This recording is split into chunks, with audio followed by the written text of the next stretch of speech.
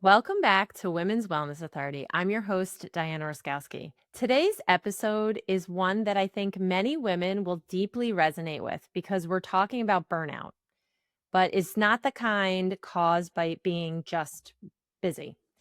We're talking about emotional burnout, identity loss, chronic stress, disconnection from self, the pressure to constantly perform while quietly feeling depleted underneath it all. And I think for many women, especially high achieving women, burnout can become so normalized that we don't even realize how far disconnected we've become from ourselves until our body, our mind, or our emotions force us to stop and pay attention. And this is all something I can really relate to very, very deeply. And today I'm joined by Dr. Heather Kidwell, founder of Humanity Driven Leadership. Heather helps people reclaim their energy, identity, and inner leadership through coaching and transformational experiences focused on emotional regulation, burnout recovery, nervous system awareness, and sustainable personal growth. Heather originally came from the corporate technology and executive engagement world before her own experiences with stress, burnout, and transformation shifted the direction of her work. Today, she blends psychology, emotional awareness, spirituality, and practical tools to help people reconnect with themselves and move through life with more clarity, confidence, and intention. Heather, I am so excited to have you on today. I think this is a topic that many, many people can relate to. Awesome. Yes. Hi. Thank you for having me. I'm very excited for this conversation. So I think so many women are going to hear themselves throughout what we're going to be talking about. hmm But I'd love to hear your story and kind of start with that because you had a very successful career in corporate leadership and executive engagement before transitioning into this work. So can you share your journey? My journey started a little non traditionally. I got out of high school and was like, oh, I'm going to go to college and I did associates in this and this and that. And I kind of bounced around. When I popped into the corporate world, though, I found that I really was able to hit the ground running and it fit with a lot of the ways that my brain just functions, if you will. So, technical project management is where I started, and I grew from there. I'm really good at bringing people together, helping people achieve common goals. And so, when you can help people achieve common goals, especially when it makes big companies money, Yeah. you move really fast.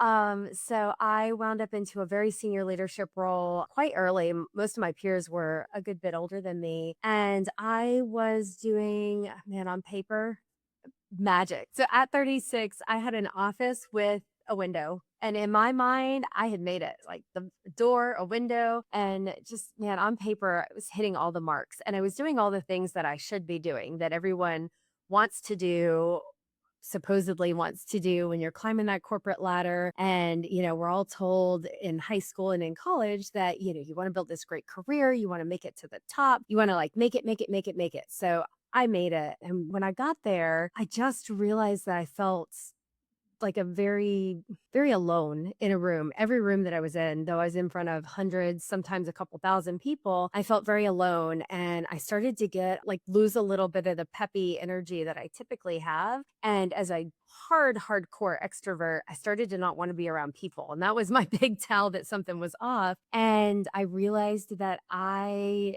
didn't know myself and I wasn't happy. And I had somebody come to me in the office one day and was just like, "What do you want?" I was like, "I just want to be happy, but I don't know what that looks like anymore." And I cried. It's one of the very few times I actually cried at work. Thankfully, it was in that office with the window so I could close the door. And, none of the team that reported to me, Saw. I didn't have to do that moment openly. But yeah, that was my journey. And then that moment kind of kicked me into where I am now. Someone just asking you, like, a question that made you reflect.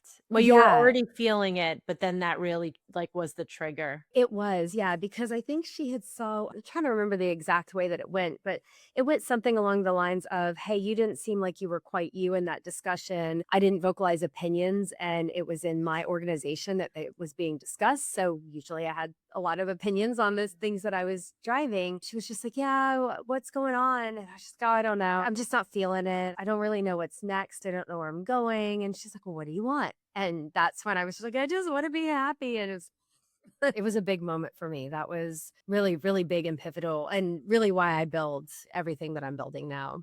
Yeah, and I think probably every woman can think of a time, as we're going through this conversation, they'll be able to relate, but they could probably think of that pivotal time when something shifted and it just didn't feel right anymore, right? In what they were doing, but not sure why. Like, what is it that's off? Because I felt the same. Mhm. Like, I just don't feel 100% aligned, but Yeah. I'm not sure really what I want to do. But I like what I do, but I'm not sure I do. Like, Yes. there was a lot of uncertainty. So I wanna talk about the concept of burnout because I think that's something that is spoken about quite a lot, and I don't know if there's, like, a set definition or maybe what's your definition of burnout, and do you think people realize really truly what's behind that or what's causing it? Oh, this is my favorite question to answer. So, burnout has become this word that people just casually throw around, and there is a definition, and it's been solidly defined since the 70s, which, sorry, in the 1900s, in these 1900s and 70s. So, it's been around for a while. But the technical definition and where the term came from, it's three components: it's emotional exhaustion, it's disconnection, so disconnection from whatever it is that was driving you, and then there's this loss of feeling of accomplishment. So you're depersonalized from your life, you're emotionally exhausted, and you don't feel like you're accomplishing anything regardless of what you actually are accomplishing. And those three elements are long-term chronic space. So burnout's not a here today, gone tomorrow thing. I hear people say, "Oh, I'm so burned out today." And that's not the way it works. Burnout is it's a chronic psychological event. It's up there with like PTSD and other traumatic spaces. Like it's a really big deal and it takes time to build into it and it takes time to come out of it. And I lean into that. And then where I've started to take it one step further. So those three elements are cognitive burnout, so cognitive depletion. But in my doctoral studies, I also found that there's spiritual depletion. And that had three similar ish parallel kind of things, but they were more tied to your purpose. And when I say spiritual, I don't mean a specific religious construct. I mean the more overarching. So if people are religious, it might be a Jesus, a God, a Buddha. But if people aren't religious, there's still spirituality there. It's if people are like, oh, the universe just guided me, or I just have my intuition, or joy, or whatever it is that gets them out of bed. And then there's also physical depletion, which there's so much research on physical depletion, but people often suggest spirituality and physical exercise and stuff to help with burnout. But if you are physically burnt out and cognitively burnt out, asking you to dump from an empty cup into an empty cup and expecting it to be full of water, probably not going to happen. Possible. So, Yeah. yeah, so it's so much, I don't want to say richer because that implies positivity, but it's so much more complex and deep, I think, than people really truly realize. And especially high achieving women, when we're in it, it's so much deeper than we give ourselves the permission to experience and the space to come out of it properly. So I have a question about this spirituality part of it. Is Mhm. that like what you're doing doesn't align with your values, or you feel like your true purpose might be in life, or maybe you don't know your true purpose, but the universe does? And like then you're feeling burnt out in those other areas because there's misalignment in that one of the three. Yes to all of those. Yeah. Either someone hasn't had space to think about. So for me, I was spiritually exhausted and I didn't realize it because I was doing what I should be doing and Mhm. I wasn't doing what brought me joy. And at some point I started, especially in my 30s, I started to run out of the 20-year-old go get it done energy and it was really starting to deplete me. And I hadn't really sat down and thought like, what is driving me? So there is that element. There's also the element of people knowing maybe what their purpose is, what brings them joy, what the meaning of life, whatever, but they're Mhm. not aligning to those values and those drivers. And then you're never really giving yourself those pieces to fill that back up. And you're just taking and taking and taking Mhm. until Until the all of a well's sudden, empty. yeah, you're just like, well, I'm tired and I don't know why. And that's a lot of the I don't know why that I Mhm. think people are starting to experience is they're trying all the burnout techniques. They're kind of outsourcing their burnout to other people. And they're like, well, Diana, tell me what helps with burnout. And you're like, oh, well, journaling. Okay, cool. I journaled. I don't feel any better. Now what? Well, maybe that worked for you, but it's probably not my path. Mhm. So, yeah. I share that people should journal all the time, but I'm not a big journaler. But when I Yeah. actually do and, like, manifest, things happen, Yes. but it's just not my natural, like, course of expressing myself, I should say. So, I have so many questions. What are some of the signs in maybe each of those three buckets for a woman? So, physical depletion, I think that's the one that we notice the most. And there is so much research and information out there that's, I'm trying to do my normal thing at the gym and I can't walk at this pace. I've got to slow it down, or I'm trying to lift weights and I can't do this, or I'm just physically tired, right? So, I think that we're, let's say, fully in tune with our bodies, but probably more so than the other two because there is a lot in the world right now that says don't wear yourself out. We need to fuel our bodies, fuel your body, fuel nutrition. There's a lot out there that started to highlight the importance of that. From a cognitive perspective, that's where, like for me, language got hard. And so I'm neurospicy, I have ADHD. So sometimes words are hard anyways. I'll say something and then I'm like, let me try that again because it made sense inside my head, but then I can get the right words out. But if I'm in cognitive depletion, I had to realize when I can't get that word out or I can't rephrase it or I don't even notice that I said something completely just jumbled and someone's like, "What did you just say?" And I'm like, "We heard me. I said blah, blah, blah, blah, blah, blah, blah." And they're like, No, that is not what you just said." So for me, words get hard. My time blindness gets more out of whack. So I really pack in my days and I'll schedule stuff back to back to back to back and think that it's going to happen because on paper, it looks like it should happen. And then all of a sudden I'm 5 minutes late for this and then 8 minutes late for the next thing. And it starts to snowball. I call it the doctor's office effect, but I'm not running a doctor's office. And then you never catch up, right? Because Yeah, you're you like, never catch up ever. yeah, Yeah. And then you start to leave feeling, well, at least for me and some of the people I've worked with, they start to leave feeling like a failure because they had the perfect day planned and they couldn't do it. So they mhm, failed at doing this perfect day. Well, I mean, there's no such thing as a perfect day.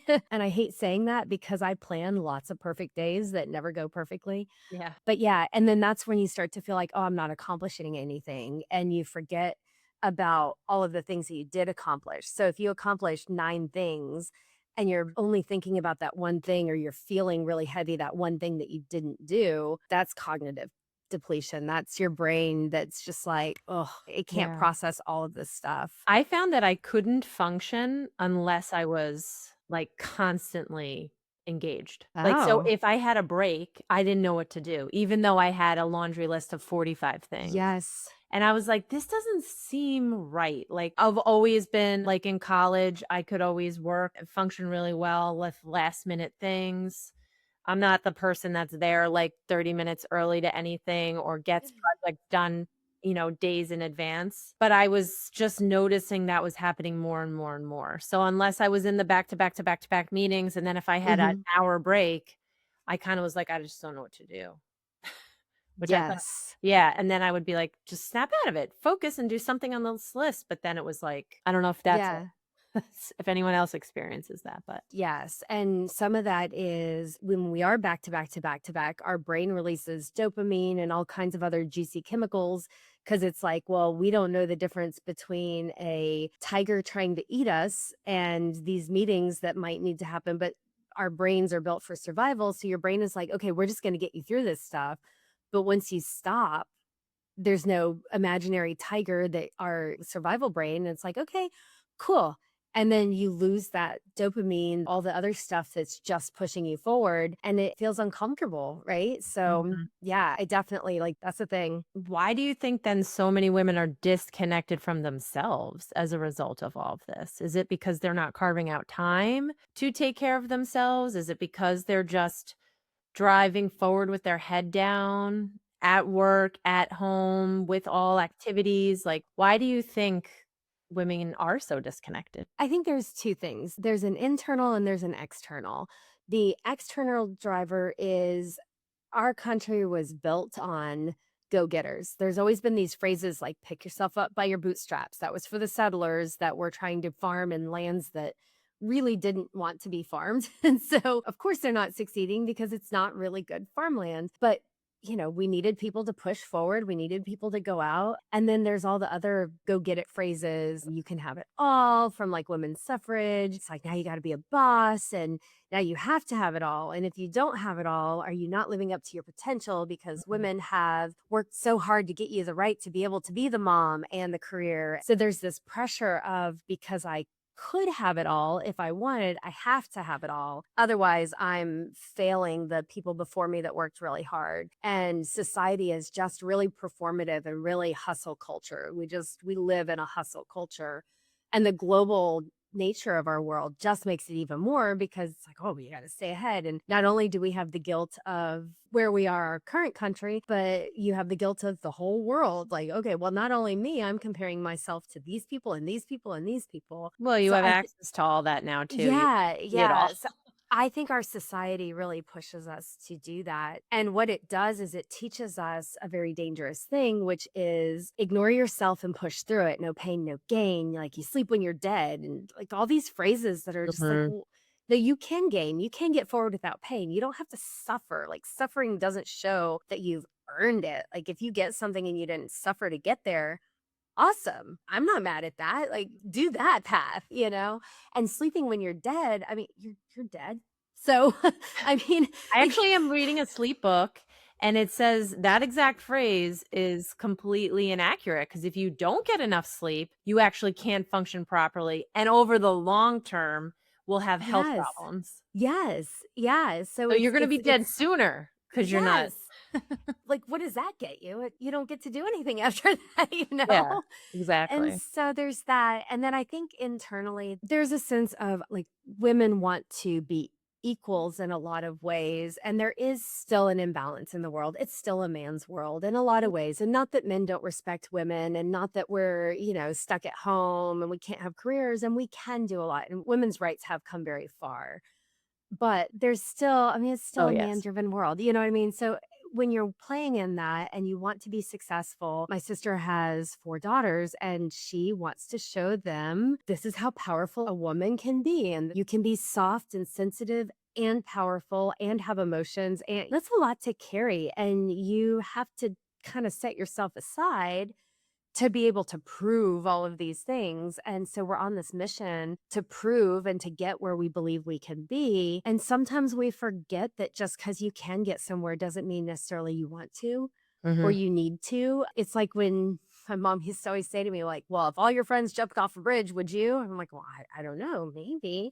Well, but just because you can doesn't mean you Should, have yeah. to and you should. It's Mhm. like, well, I don't know. What's at the bottom of the bridge? Is it like, am I landing on one of those fun bouncy things? That sounds amazing. But yeah, I'm going to do that because that sounds fun. So there's just this disconnect in that way. And those two start to come together and they really just disconnect us. At the same time, we're learning to disconnect from our bodies while there is a lot of nutritional help. Like we still want to be fit. Fit and Most healthy and every woman I know is on a diet at least half of the time. So we're ignoring like the physical cues that we were born with. We were born when you need to sleep, when you're hungry. We ignore those a lot. So we're like ignoring our pure physical things. So it makes the mental stuff even easier to ignore because, like, well, I'm just tired because I didn't eat lunch yet. Well, no, you're tired because you're mentally tired. And also, you didn't eat lunch. Mhm. So now you're also physically. So you've got this convergence of two depletions going on. And we label it one thing and then just move on and just like, it's the price to pay. And this is, like, probably my biggest problem is breaking the thought process that I need to hustle and be exhausted to be Mm successful because, I maybe blame the world and the atmosphere in which I was in the last 20 years in corporate finance, but hmm. Mm I hmm. think it was ingrained in me even before that because I grew up in a Yeah. family business. So I can remember in high school, like, I wanted to be a CEO. Like, I knew I wanted to be a leader, but I Yes. didn't know of what at all. And then even when I worked, I would always look at senior people and be like, "That's the position I want. I wanna Mm be the hmm. head of marketing." And then as I, through the years, got closer and I saw what their lives were like and how much pressure and expectation was around that, I was like, "Ooh, I don't know if I actually want that responsibility." And then I had a young family, and it's like, I see the sacrifices they're making, and I don't want that for myself. So I had that level of awareness, But then I still dug my head into the sand like an ostrich and ignored my body and all the things, which, I think all of us women do. Absolutely. The other mindset I think sometimes is, "Ooh, this is just the time of my life where it's gonna be hard," or, "This is just the season. I just gotta drive through because it's gonna get better." Like, there's a light at the end of the tunnel, but is there really? If these things are not aligned, am I just pouring into the burnout cup even more, just telling Mhm. myself that? I mean, yes and no. Like, yes, there are hard seasons, right? So if you said you have children, I have fur children. I don't have human children, but my sister has Adorable human little children. kitties. Yes, We share a love for cats. I do. I have 7-week-old kids. They're so cute. I wish one of them would come up here because little fuzzballs. Oh, but I know that with the 7-week-olds, it's a season, right? It's a month or two where we've got to potty train and make sure that they can like switch to the hard food. And that is saying it's a season with the actual awareness of it might be a little longer. One of them is disabled, so we might have a little bit of a longer path. That's a realistic season. So those do happen. So I don't want to discount those completely. But when it's a season of, you know what, this year's just going to be hard. I feel like this is just going to be a hard year. That's 12 months of a season. Mhm. And like, why? And I think, and I always feel bad saying this to people, mostly because I don't like to hear it myself, but some of these seasons are self selected. Like, we are choosing to Mhm. let it be a hard year where our boundaries, yeah, I'm guilty. I'm so guilty of it. And then that year, I know that I had a season that was going to be okay. This year is going to be hard, head in the sand. I'm going for that senior leadership role. I'm going to run an organization. And I did. And then that year of season lasted for like 2 years. And Mhm. then after that, it took me 6 months to kind of get out of it. And then after that, another 18 months of burnout recovery because I just kept feeding the burnout troll and it'll eat. It's like, "Arr," it'll eat all the things you give it. And the troll just gets bigger and bigger and bigger. And then when you try to cross that bridge to get out of burnout land, it's like, nope. Yeah, I was with company and they got bought out twice, well, in Mhm. 5 years, and so we were Oof. constantly rebuilding, Mm. telling my team, just hang in there," and then hearing messages Yes. like, "It's gonna be a little bit longer, but there could be more changes," and it was so unsettling for a really long time, right? Like, Mhm. years. I think that probably, as you're talking, I'm thinking about that, like, that probably contributed because it was never, like, a season of taking a breath because we were Yes. constantly building. It was like somebody came like when you're a kid and they knocked your tower down and you had to Yes. start over again. That's kind of like what it felt like, so it was Yeah. I loved that part of it, but then also there's a massive downside to it. So, one thing that really stood out to me about your work is just this idea of reclaiming your identity and reconnecting with your inner leadership. Because I think when women lose themselves, that's super important. But how does one do that? Especially if you're like not sure truly who you are Yes. or you really, really lost. It takes work. For me, it included sorting through I have catastrophizing anxiety and ADHD, and those feed off of each other. So I had to start with like the clinical space and Mhm. figure out like I medicate the anxiety because one little thing I bumped my computer earlier. If I weren't taking my medicine in my mind, I would have been like, and now Diana hates me and this and then the world's over and I'm never going to have my business. And I'm like, it's Yeah. in an instant, right? So I had to learn that. And then I don't medicate my ADHD. I found some more holistic tools because I don't really love medication. So I had to start with just the how is my brain wired? So for me, I had to start there because I had to get my brain in a space to function properly. Some people might not have that. If they don't have that first step, awesome. But it's like, what's the big blaring squeaky wheel? And what I work with people, mostly women, to do is figure out like, what is your biggest squeakiest wheel? Is it physical? Is it cognitive? Or is it spiritual? Or is it all three? And you're like, I don't even know. Right. So just that awareness. And you have to start by knowing where you are and then you have to figure out, hopefully with the help of someone else, because anyone listening to this, you are not alone. There are lots of me's out there in the world that have all kinds of things to help you find yourself. But understand, is it mind, body, spirit? And it's not just a balance, it's understand where you are with those because if you're out of balance, you're just out of balance. And that's okay. Mhm. Give yourself permission to be not okay, and don't say you're okay if you're not okay. And I feel like that's the first step that we start with, because as soon as women give themselves the grace that we give everyone else in the world, it shifts that conversation. It shifts how you look at your data that your body's giving you. It's not a failure, it's data. It's your body screaming like the little infant that's screaming for food. And then you stop ignoring it. You start to honor yourself. And then Yeah, from give there, yourself permission. yes, Really, yeah. I think that's some women don't.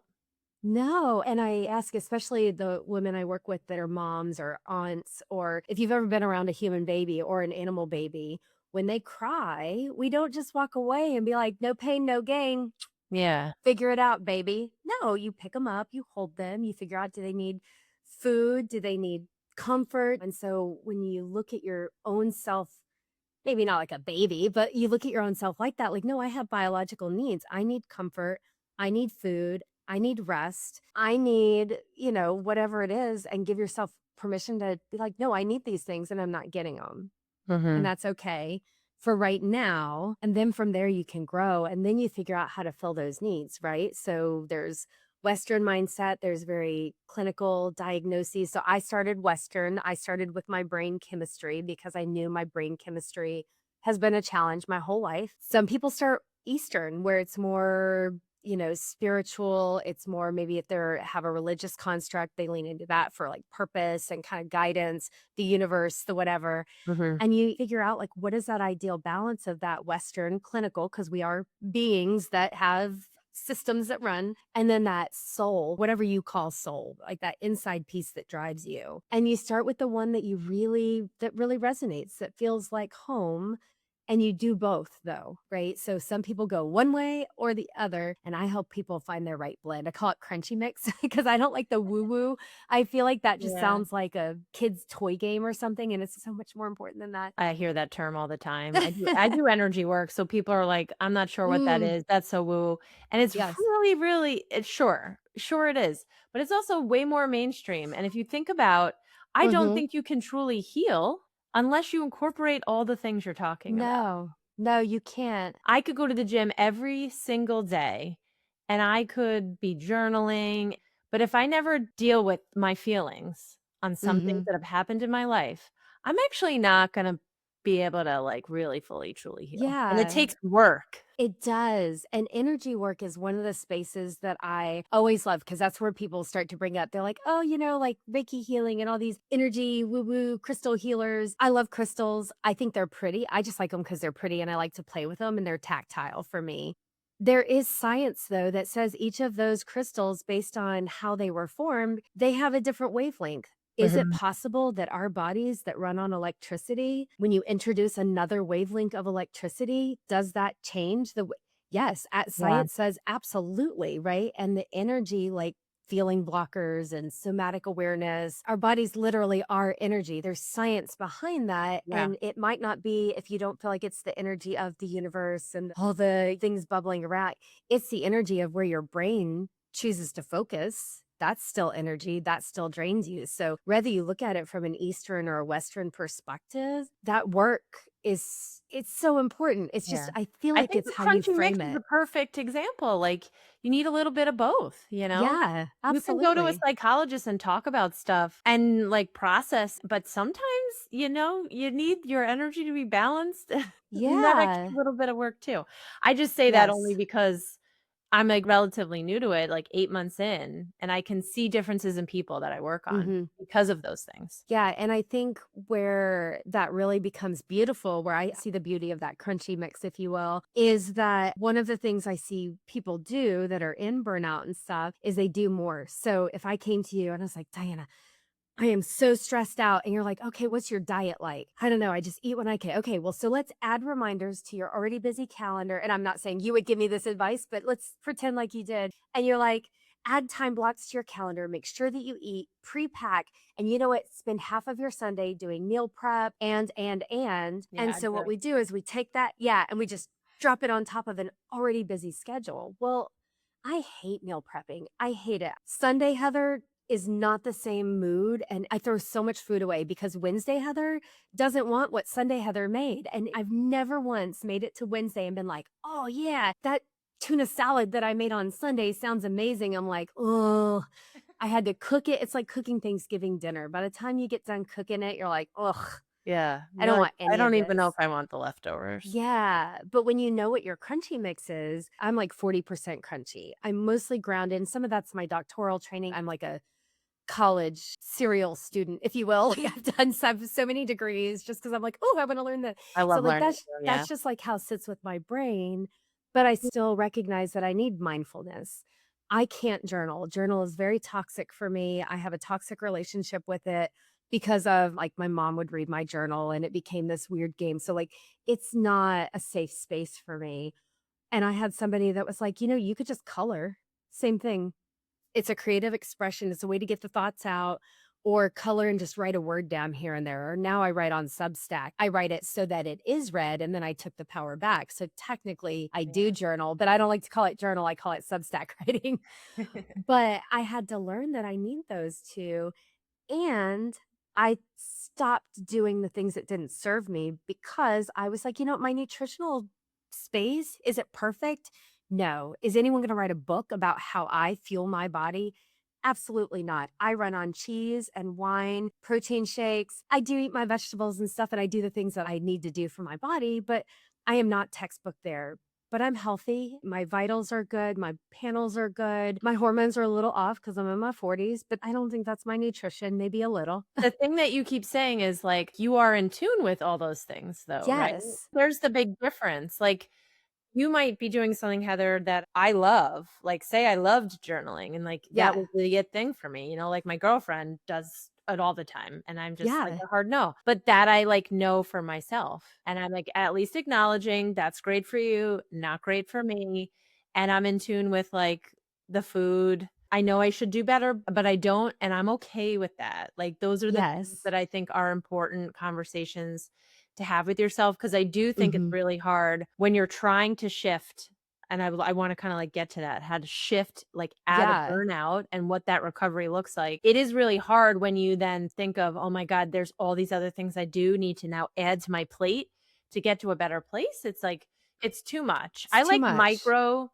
changes, because I Yes. used to try to do the too much and, like, Mhm. the Sunday prep, and then, like, by, Thursday, I'm eating the same meal for lunch. It just Yeah. I did great for, like, 2 months, and then I just, like, fell off the wagon because it didn't work for me. So now I do micro changes to behaviors Mhm. and adjust and find what works and what doesn't work for me, but That's what I also employ, those micro changes. And I start by asking people. So, for example, I'll ask you. So, you talked about meal prep. What are some other, like, 2 or 3 other things that you've tried multiple times because you should be doing them that you can do for like a couple weeks or months and then you fall off the bandwagon? So, yeah. meal prep, are there other things that you've tried? Working out, Okay. Yeah. I just don't enjoy it, and I force Yeah. myself to. So I now have chosen, like, other things that get me outside that are physical Yeah. that are way more enjoyable, and I've also now decided I'm not gonna have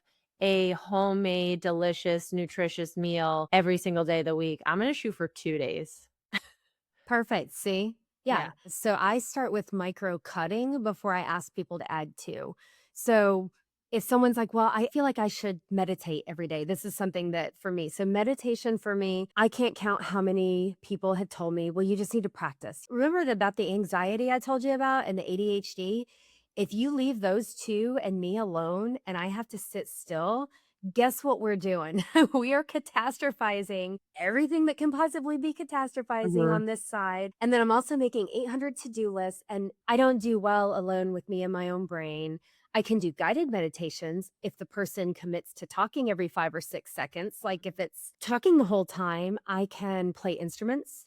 I can walk. I can do other things. So I meditate through movement. I love yoga. I focus on the movement, and that lets my brain have the Just space relax, yeah. to just relax because I'm focusing on don't fall over, don't fall over, don't fall over because I don't have good balance. And so I micro cut. I start with, okay, if you don't like meal prep, cool. Let's cut that out of Sunday, or let's, instead of prepping for the whole meal, the whole week. Maybe just prep for 3 days and see how that feels. Maybe just prep for 1 day and see how that feels. Yeah. And so micro cut and do less because we are doing too much. And that's that first pivot. And then once you make some space, then micro changes is exactly that path out. It's micro changes, but giving yourself the permission that, like, let's say I've never heard of journaling and you're like, how about journaling? I'm like, okay, I don't know.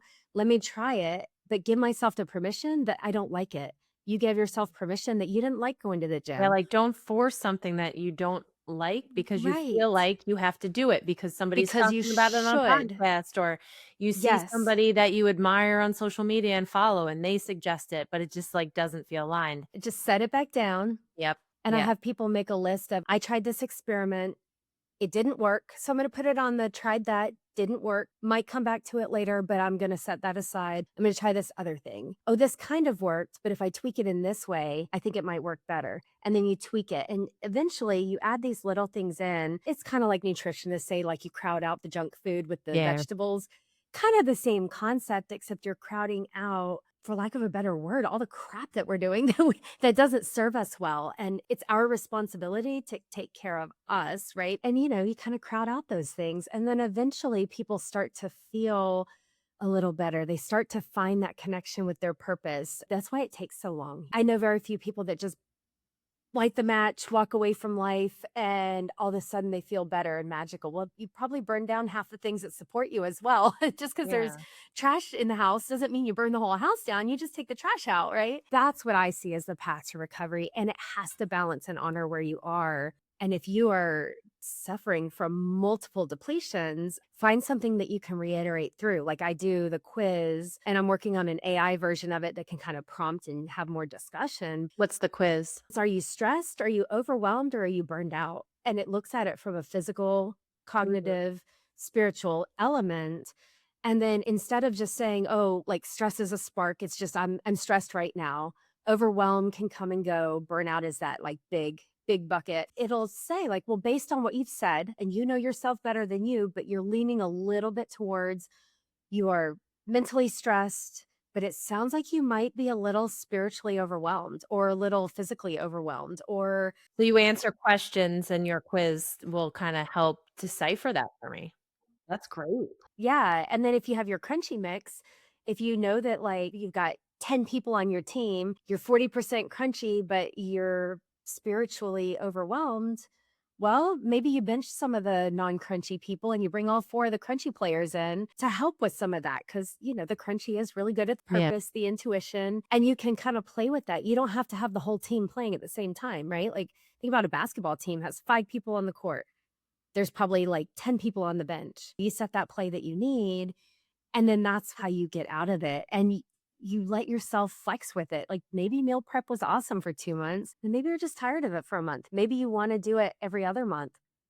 Cool. If that works for you, go nuts. Can we talk about stress and the nervous system? Because I think that stress does way more to our body than people realize because you become Yes. really dysregulated. It has a toll on your health. I think that Mhm. was my main driver in my health issues. So, Yeah. can you talk about chronic stress and what that does when we're in that state, like a chronic stress state for too long?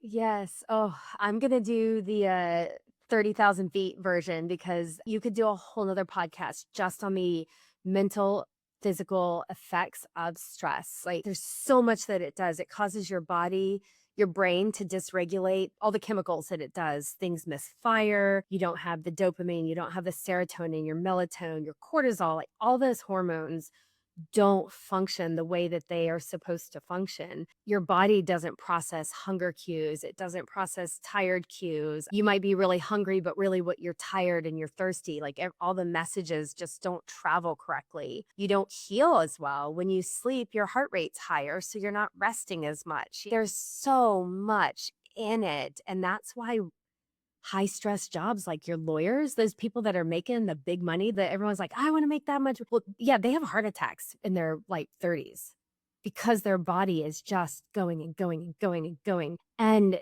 you can't recover. And the stress really impacts that. And then it starts to impact your physical, like your metabolic system. You start to gain weight. So what do? We cut more calories, we cut more fuel, we go to the gym more, we do more, more, more. We fuel our body less, which then stresses our body out more. And then it causes either even more stuff. And then you start to get into like chronic stress starts to lead into like some of your type 2 diabetes. Like some people get to diabetic because they're not eating right and their body just it's like, "Okay, we don't do this now. Cool. Cut that function because we've got to focus on this other stuff." The shortest way that I can go through all of the ways, but when people talk about cortisol, it is real. It is big, it's real. If you happen to be in perimenopause, like, I feel like every woman I know, it's just like that space gets longer and longer. Hormones, your rest, it's everything. Yeah, and I think you're right. When we're in that state of, like, chronic stress, the thought is, like and you do gain weight, which I did. I gained, like, 30 pounds. I did too, yep. So you think, like, "I'm lazy, I gotta move, I gotta eat better," but then you're actually, like, already in a depleted state, and then you go to Mhm. physically work out, and that's gonna make your cortisol shoot even higher. It's Yes. gonna further create that imbalance. But there are people that work out, and that creates relief for them. So how does that work psychologically and physically? I said that I meditate through movement. So for me, activity is something that I have learned, and I had to learn not to over exercise because I wouldn't be complete other. I would just get on the treadmill and just like go, go, go. When you are stressed, you're at a higher risk, like chronic stress, you're at a higher risk of injury. So you really have to be aware of your limitations. There are ways to move and exercise as a way for recovery because you do get endorphins. And, I Mhm. think Elwood said it the best like happy people exercise, and all those endorphins. When happy people just don't murder their husbands, or however she said it. Elwood's Legally Blonde. If anyone's like, what is she talking about? But there are good chemistry that happens from that, but it has to be what works for you. So Mhm. I walk. I get out in the sunshine. So I combine sunshine, which has its own powerful, juicy goodness, and walking. And I don't listen to ear pods. I just am outside. I listen to nature, my cat TV. Like I turn on cat TV for the kittens when I'm doing my little 5 pound weights because I hate lifting weights. So I'm like, I'll just do 5 pounds 100 times instead of lifting that 15-pound dumbbell. I don't want to do it. Yeah. I get such a bad attitude. But then I'm listening to nature, which is good for your brain, and I'm doing something physical, and Yep. so, yes, you can do that, but it has to be the right thing. If for you, you said you didn't enjoy it. If you don't enjoy going to the gym, that's probably not your pat because your brain's not like, "Oh, yeah, endorphin land." It's like, "Oh god, we hate this. Mhm. Oh, okay, well, we're doing this. Let's store up energy." I feel more depleted sometimes when Yes. I would do that, and I'm like, "Ugh," like, it would take Yeah. everything. So if someone's listening to this and is saying, "Alright, all the things that you guys are talking about, I feel like I am definitely chronically stressed, like, I Mhm. don't know what I wanna do, I don't feel aligned, though, with what I'm doing today." What's the first thing you want them to know? And maybe the first step you would advise them to take? The first thing I want them to know is that they are not alone. They don't have to suffer in silence through this. Most of the world is going through Mhm. this space, and teenagers up. So that's the first thing is you're not alone. Talk to somebody. Find somebody that you can trust. And that first step is get really honest with yourself, physically, mentally, cognitively, and purpose, spirit, whatever. Where are you? And just take that time to know where you are without judgment. It's just data and just understand where you are. And then you can stop outsourcing the solutions and you can start to look for solutions based on where you are. And that's gonna make what you try so much more optimal than if you just start like 2 a.m. on TikTok, you see a program for 9.99 and you buy that and you try that and you try this and that. Start from where you are, but you have to know where you are. And then just let it grow from there. Let it just be a beautiful growth and it's gonna take time. But I love your thought that you cut something out before you add something in, right? So it's Yes. not so overwhelming. Give yourself permission to, like, pause and reflect. I actually just asked this question to a couple of my girlfriends in, like, different parts of my life. I went to my high school girlfriends first and then other ones, like and asked, "If money wasn't an issue and location was an issue, like, what exactly would you wanna be doing for your career? Mm. Yeah. Like, dream those types of things. Ask yourself Yeah. those types of questions because those things might end up those reflections from questions and even with friends might lead you to start thinking differently or even ask your friends like if you weren't doing what you're doing right now like what would you do? Cuz then you'll realize how many people truly are like "Yeah, I hate what I do." Like or it's fine. It's just like paying the bills. I think having those conversations in community really can shift your mindset and make you realize you aren't alone. Absolutely. Because every woman I speak to at some point in this past year has had those same thoughts that you've had, and you just think, I'm the only one Yes. suffering or feeling this way, and you're not. Absolutely. And to those that can't answer that question, I then follow up with, well, when you were 4 or 5, what brought you joy? And if you can't remember when you were 4 or 5, because I did have one person that was like, this is not helpful. I don't remember my childhood. Okay, well, who knew you in your childhood? Do you have an aunt or a parent or somebody that can tell you? What did you like to do when you were 4 or 5? Because 8 is that magical year where we start to absorb society's expectations and all of that. So, like, what did you enjoy as a kid? That's how I came across coloring as my journaling was I loved to color when I was little. I'm like, oh, well, let me try that. So if you can't answer that, again, you're not alone. I just shared like there are people that I can't answer that because we've been pushing so long. But yeah, there's lots of different ways to answer that question to find something that once brought you joy that you're like, huh, okay, let me pull at that a little bit, just a little tug, see what happens. And even if it's not 4 or 5, like, when was the last time you truly were happy, and what was it that you were doing? Yeah, You know? just something. Yeah. And just pull at the thread and see what happens. Yeah. So before we wrap up, where can everyone follow along with your work, connect with you, learn more about humanity-driven leadership in your coaching? Instagram is where I post the most like tips, tricks, kind of follow along there. I'm humanity driven leadership there. My website is humanity driven leadership, all one word. So those are some good ways to get a hold of me. And then if anyone is listening and they're into coming together with a group of people, I do have a beautiful summit in August 8th and 9th in Myrtle Beach, South Carolina.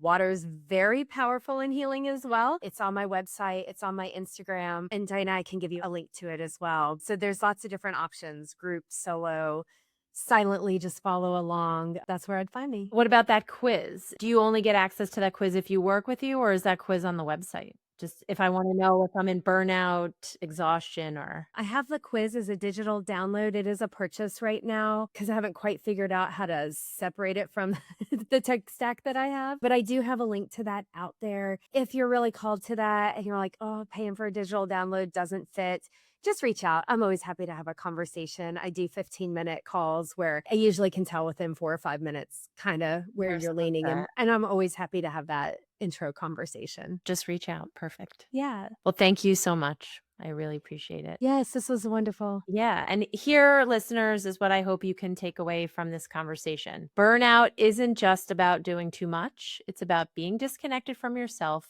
for too long. And I think so many women have been conditioned to believe they need to constantly push, produce, perform, and prove while all ignoring the signals their body and their mind are trying to send them. But healing often begins with awareness. So, with slowing down long enough, you can actually listen to yourself again. So, Heather, thank you so much for sharing your perspective, your story, and your work with us today. You're helping shift so many things for so many women. And to everyone listening, if this conversation resonated with you, share it with someone who may need to hear it right now. And for the show, leave a review. And as always, stay curious, stay empowered, and most of all, stay well. Thanks, everyone. Thank you for tuning in to this episode of Women's Wellness Authority. If today's conversation inspired you, shifted your perspective, or sparked something within you, I'd be so grateful if you'd subscribe, leave a review, or share this episode with someone who might need it the most. Have a story of your own or something you'd like to share? I'd love to hear from you. You can connect with me on YouTube, Instagram, and Facebook at Women's Wellness Authority. Please note the content shared on this podcast is for informational purposes only and is not a substitute for medical advice, diagnosis, or treatment. Always consult with a qualified healthcare provider regarding your health and wellness decisions. Until next time, stay curious, stay empowered, and most of all, stay well. Thanks, everyone.